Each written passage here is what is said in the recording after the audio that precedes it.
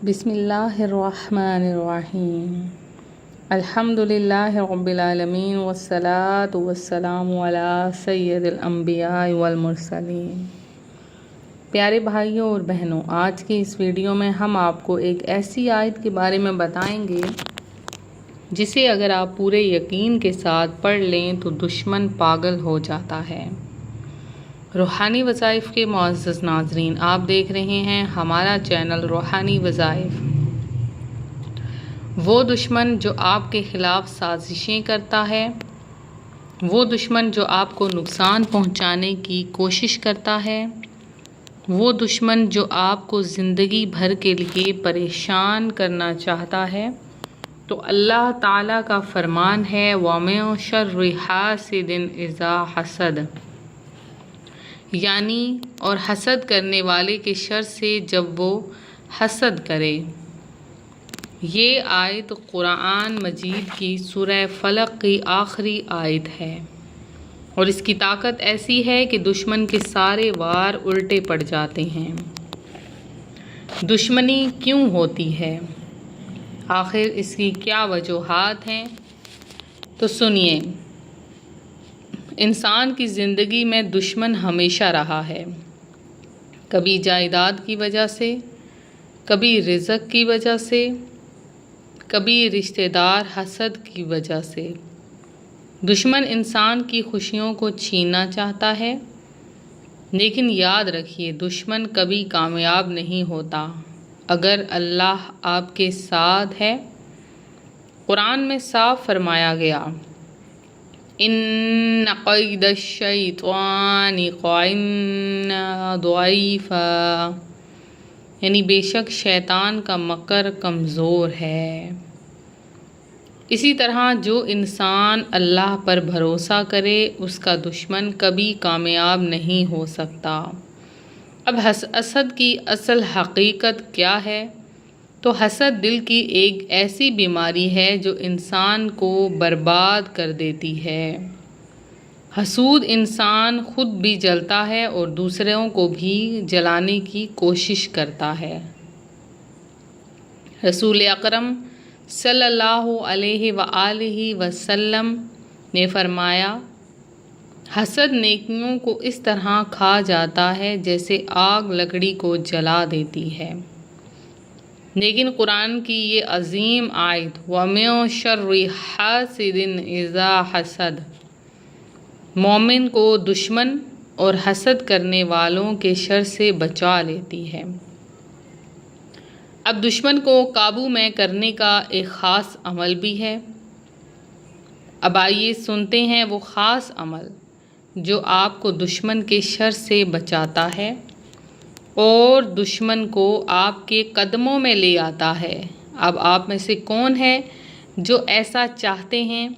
تو ان کے لیے خاص ترین عمل ہے۔ عمل کا طریقہ غور سے سن لیں، لفظ با لفظ ایسے ہی کرنا ہے۔ سب سے پہلے آپ نے باوضو ہو جانا ہے، 2 رکعت نفل نماز حاجت کے ادا کریں، پھر 11 مرتبہ درود ابراہیمی پڑھیں، اس کے بعد 313 مرتبہ پڑھیں وَمِن شَرِّ حَاسِدٍ إِذَا حَسَدَ پڑھ کر اپنے دشمن کا تصور کریں اور اللہ سے دعا مانگیں۔ یہ عمل صرف 3 دن تک کریں، انشاءاللہ وہ دشمن جو آپ کے لیے جال بچھا رہا ہے وہ خود انہی جالوں میں پھنس جائے گا انشاءاللہ عز و جل۔ آج آپ کو ایک بہت ہی خاص اور ایک سچا واقعہ بتاؤں گی، تو آپ کو وہ واقعہ میں سناتی ہوں جو میری قریبی عزیز کے ساتھ پیش آیا۔ میری ایک دوست کی زندگی بہت ہی زیادہ سکون سے گزر رہی تھی۔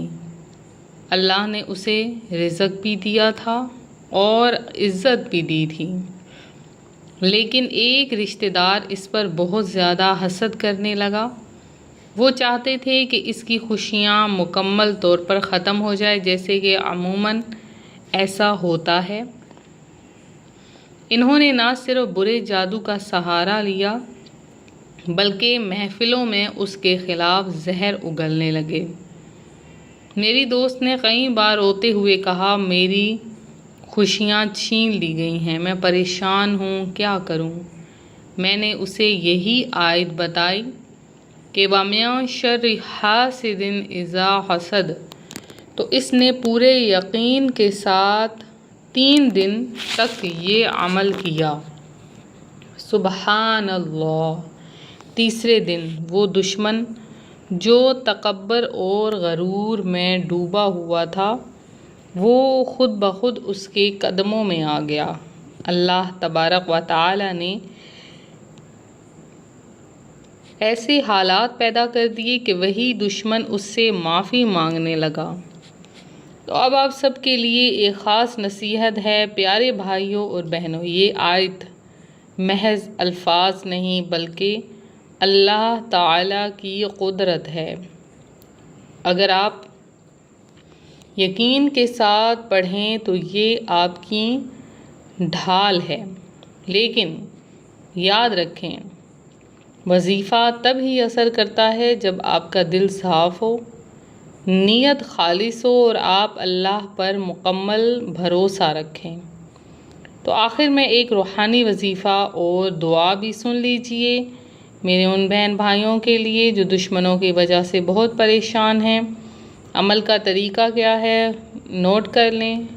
روزانہ نماز عشاء کے بعد 7 مرتبہ سورہ فلق پڑھنی ہے۔ ہر مرتبہ آخر میں خاص طور پر یہ آیت 313 مرتبہ پڑھیں وَمِن شَرِّ حَاسِدٍ إِذَا حَسَدَ، پھر 100 مرتبہ یہ اسم مبارک پڑھیں یا قہار یا جبار، اور آخر میں دعا کریں کہ اے اللہ ہمیں ہر دشمن کے شر سے محفوظ فرما۔ یا اللہ ہر حسد کرنے والے کو اس کے حسد میں ناکام کر دے۔ اے رب العالمین ہمارے دشمنوں کو ہمارے قدموں میں جھکا دے اور ہماری عزت و ایمان کی حفاظت فرما۔ یا اللہ ہمیں اپنی پناہ میں رکھ اور ہمیں ظالموں کے شر سے بچا۔ اے اللہ ہمیں کامیابی اور فتح عطا فرما اور ہمیں دین و دنیا و آخرت میں سرخرو کر دے، آمین یا رب العالمین۔ پیارے سامعین، یہ آیت وَمِن شَرِّ حَاسِدٍ إِذَا حَسَدَ ہر مومن کے لیے ڈھال ہے، اسے اپنا معمول بنا لیں، صبح و شام پڑھیں، انشاءاللہ کوئی دشمن آپ کا کچھ نہیں بگاڑ سکے گا انشاءاللہ عز و جل۔ اللہ تعالیٰ آپ سب کو اپنی امان میں رکھے، دعاؤں میں یاد رکھیے گا، اپنا خاص خیال رکھیں، فی امان اللہ۔